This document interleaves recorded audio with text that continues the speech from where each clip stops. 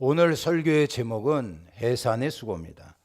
본문 말씀은 갈라디아서 4장 12절로부터 20절까지 되겠어요. 자, 이 그림은 임산부 체험하는 겁니다. 대부분의 남자들이요 5분도 못 버티고 항복한다고 합니다. 그러니까 산모들의 고통이 얼마나인가, 얼마나 힘든가라는 것을 짐작할 수가 있습니다. 인간이 느낄 수 있는 고통 1위가 자결통이랍니다. 몸이 불에 탈 때 느끼는 고통을 얘기한다 그래요. 2위가 손가락과 발가락이 절단되는 겁니다. 그 다음에 3번째, 4번째, 5번째가 출산의 고통입니다. 인간이 대략 45데시벨 여기까지 참을 수 있는데요, 출산의 고통은 57데시벨입니다. 뼈 20개, 이것이 한꺼번에 박살나는 고통, 그것과 맞먹는답니다. 그러니까 아기 낳는 고통이 얼마나 아픈가라는 것을 상상할 수 있는 겁니다. 사랑하는 성도 여러분, 자, 고린도전서 4장 15절에 보면 이런 말이 있어요. 그리스도 예수 안에서 내가 복음으로 너희들을 낳았다 하는 얘기죠. 그러니까 육신의 자녀 하나 출산하는데도 그렇게 많은 고생과 어려움이 따른다면 죄와 마귀에게 사로잡힌 영혼을 하나님의 자녀로 거듭나게 하는 일에는 얼마나 많은 수고가 따르겠느냐. 그래서 너희를 낳았다 이렇게 표현하는 겁니다. 산모가 눈물을 흘리고 땀을 흘리고 피까지 쏟아야 한 생명이 탄생되듯이 진짜 천하보다 더 소중한 한 명의 영혼을 하나님의 자녀로 태어나게 하는 이 전도는 눈물이 있어야 되고요, 그리고 피땀 흘리는 수고가 있어야 한다라는 말씀입니다. 사도 바울이 갈라디아 지역에 가서 복음을 전하고 그곳에 교회를 세운 것이 마치 해산의 수고와 같다라고 말할 수가 있어요.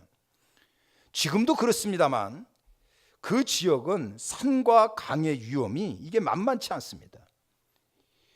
길만 험한 것이 아니고요, 사도 바울 당시에 수많은 반대와 박해를 받으면서 복음을 전했어요. 여러 번 죽을 고비도 넘겼습니다.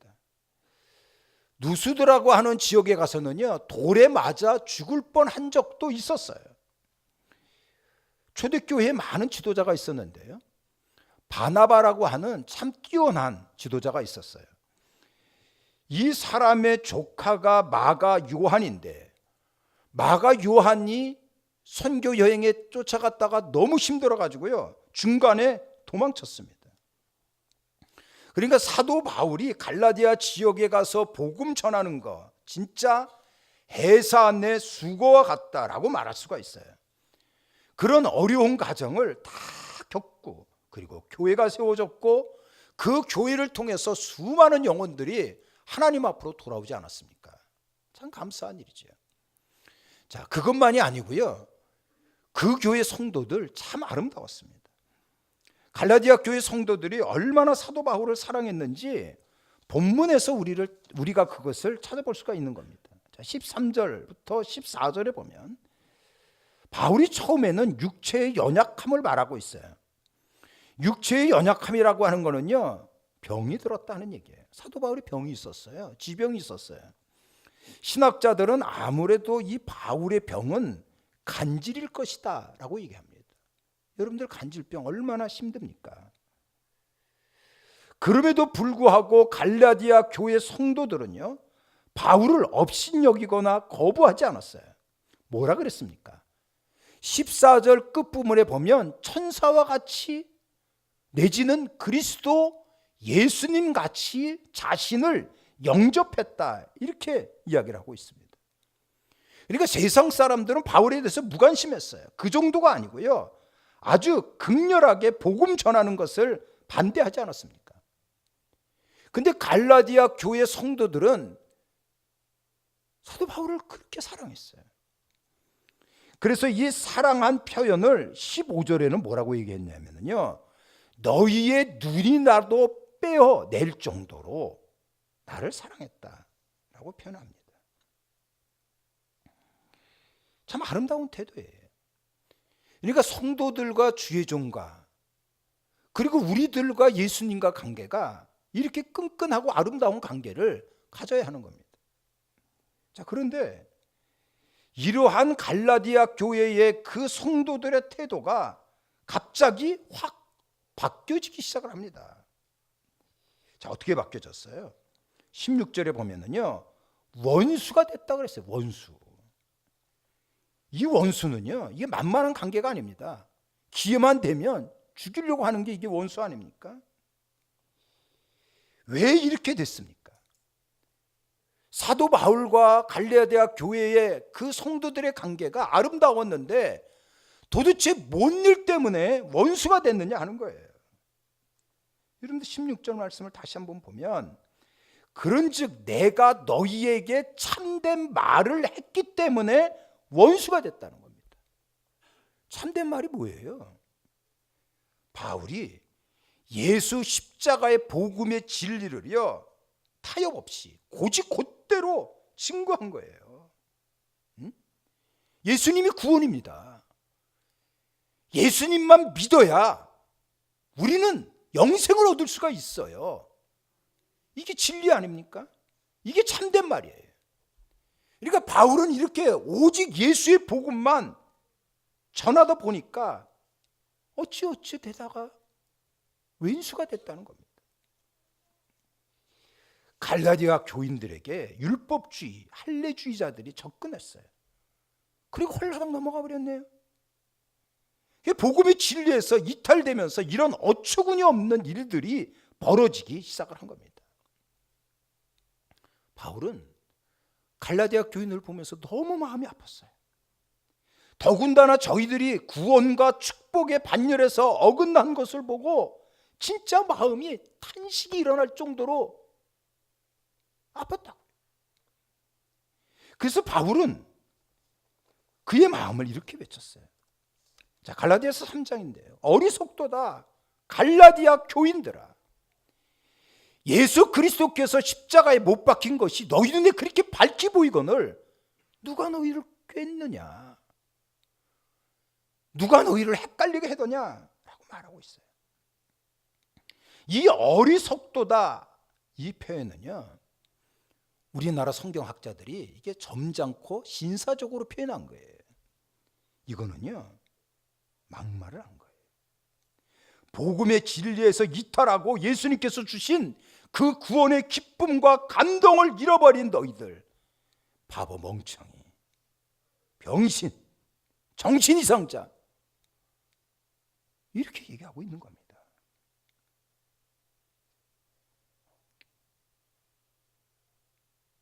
사도 바울은요, 복음의 진리에서 이탈한 그러한 성도들을 향해서 율법주의자들 그리고 할례주의자들의 실태를 제대로 봐야 한다라고 말하고 있어요. 뭐라고 얘기하고 있는지 아세요? 본문의 17절에 보면은요, 이간시킨다 그랬어요. 이간이 뭡니까? 분리시키는 거예요. 그러니까 이상한 다른 복음을 가지고 접근한 이들이 결국은 성도들의 마음을 헷갈리게 했어요. 그래가지고 예수 그리스도의 생명에서 분리시킨 거 아닙니까? 축복의 반열에서 어긋나게 만들어버린 거예요. 사도 바울은 이러한 악한 마귀의 괴락을 꿰뚫어 보고 있었어요. 그래가지고 바울은 새로운 결심을 하는 겁니다. 바울이 어떤 결심을 했어요? 이 본문에서 중요한 얘기를 합니다. 자, 19절과 20절인데요. 너희 자녀들아, 너희 속에 그리스도의 형상을 이루기까지 다시 너희를 위하여 해산하는 수고를 한다 그랬어요. 다시 해산하는 수고를 한다는 선포를 합니다. 미혹을 받아가지고 갈팡질팡하고 있는 갈라디아 교회 성도들을 위해서 내가 어떠한 대가를 치른다고 하더라도 다시 복음의 진리를 굳건히 지켜나가겠다고 하는 그러한 선포를 하는 거예요. 20절 끝부분에 보면은요, 내가 언성을 높였다 그랬어요. 여러분, 언성을 높인 게 뭐예요? 이게 소곤소곤된 거 아닙니다. 그냥 우리말로 얘기하면요, 난리친 거예요. 난리쳤다고요. 피를 토하듯 안타까워서 왜 너희들이 그렇게 됐니? 왜 예수 십자가의 복음에서 이탈되었느냐? 누가 너희를 구원의 반열에서 끌어내리고 있느냐? 이렇게 외친 거 아닙니까? 십자가의 복음의 진리를 잃어버리면요, 다 끝나는 거예요. 십자가의 복음을 잃어버리면 하나님의 역사가 끝이 나고 하나님과의 관계가 단절이 되고요, 사명도 끝장이 나고 축복도 끝장이 나는 거예요. 그래서 바울은 해산의 수고를 얘기하고 있지 않습니까? 악이 낳는 고통을 내가 다시 겪는다고 하더라도 갈라디아 교회 성도들 다시 바른 복음의 진리 위에 세우겠다라고 외치고 있는 거예요. 뭐라고 말하고 있어요? 너희 속에 그리스도의 형상을 이루기까지. 우리의 마음에 분명하게 예수 그리스도의 형상이 새겨져야 됩니다. 이 그리스도의 형상이 다시 새겨지도록 하는 것이 해산의 수고를 겪을 만큼 처절하고 힘든 과정이 있다고 하더라도요, 가야 돼요. 예수 그리스도의 그 십자가의 은혜가 내 마음속에 차고 넘쳐야 한다니까요. 그래야 살아나요. 그래야 구원받을 수 있는 거예요. 그래야 하나님께서 약속하신 풍성한 삶을 우리가 누릴 수가 있는 것입니다. 어느 방송에서 인기리에 방영된 드라마에 나오는 유명한 대사 가운데 내가 너 안에 있다, 이런 말이 있었어요.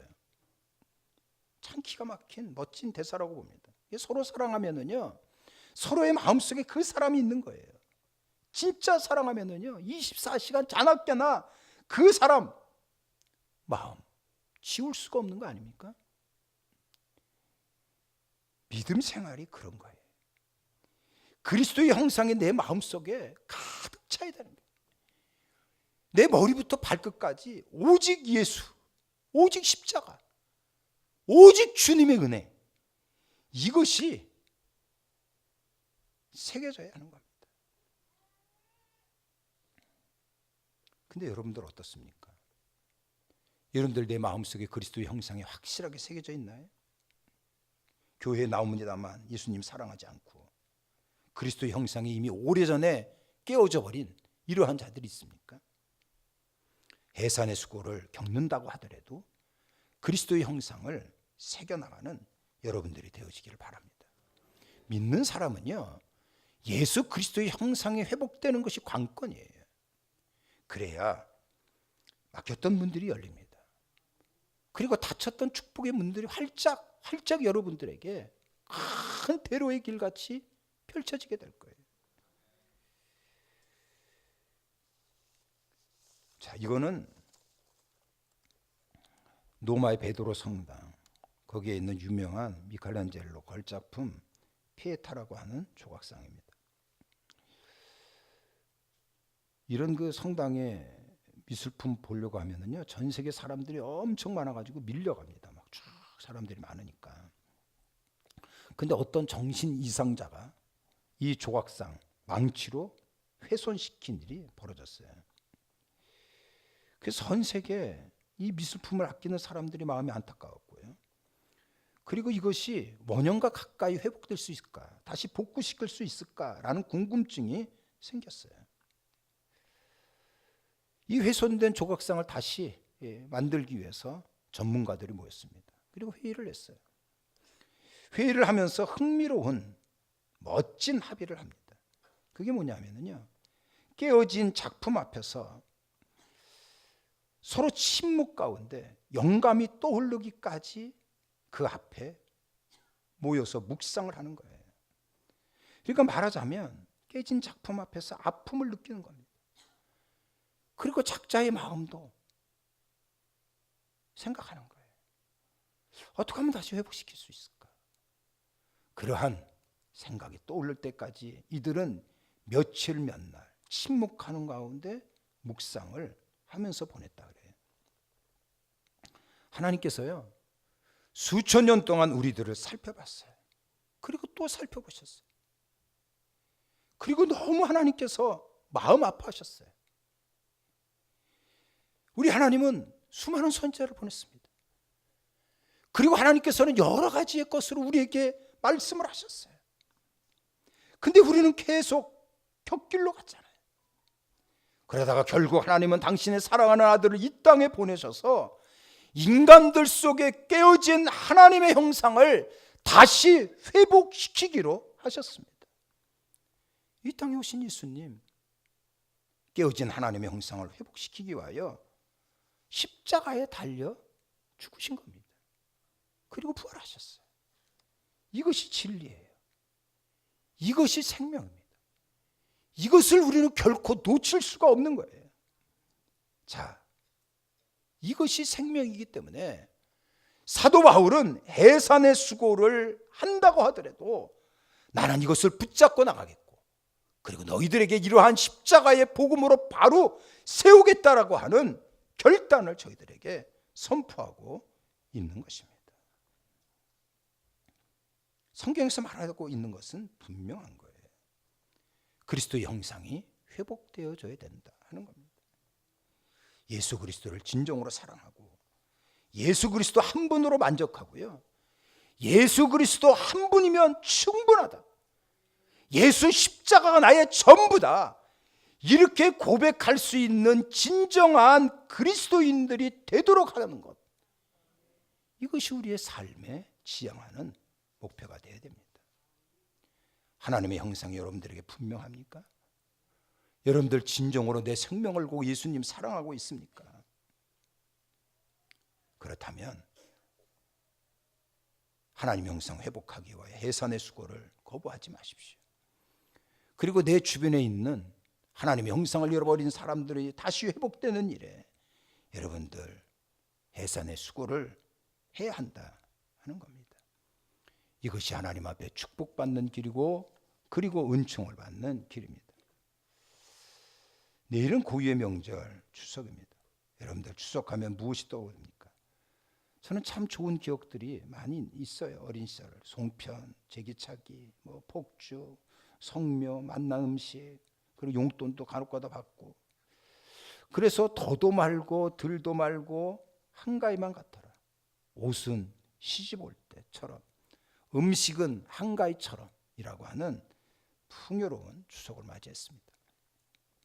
이 추석 때 여러분들 기억할 것은 형제 친척들끼리 모여 하나님 앞에 먼저 예배를 드리십시오. 그래서 제가 주보 안에 예배 드리는 예배, 추석 예배 순서지를 넣었어요. 그리고 하나님의 말씀을 나누십시오. 그리고 예수 그리스도의 형상이 서로 회복되도록 하나님 앞에 기도하며 나가십시오. 그리고 해산의 수고가 있다고 하더라도 하나님의 역사를 이루는 일에 같이 협력하며 나가는 자가 되기 바랍니다. 신앙의 명문가를 이루는 멋진 기초를 누르는, 기초를 다지는 이번 추석이 되기를 바라고, 그래서 말라기서 4장에 있는 말씀대로 여호와를 경외하는 너희들에게 의로운 해가 떠올라서 치료하는 강산을 발하여 준다라는 말씀과 같이 어떤 절망적인 상황이라고 하더라도 모두들 너끈히 일어나는 축복의 집안이 되기를 진정으로 주의 이름으로 축원합니다. 십자가의 보혈로 이번 주도 승리하시고 하나님의 영광에 충만히 임하기를 주님의 이름으로 축원합니다. 이제는 우리 구주 예수 그리스도의 은혜와 하나님 아버지 극진하신 사랑하심과 성령님의 위로와 교통하심이 예배드린 우리 모두에게 영원히 함께하옵기를 간절히 축원하옵나이다. 아멘.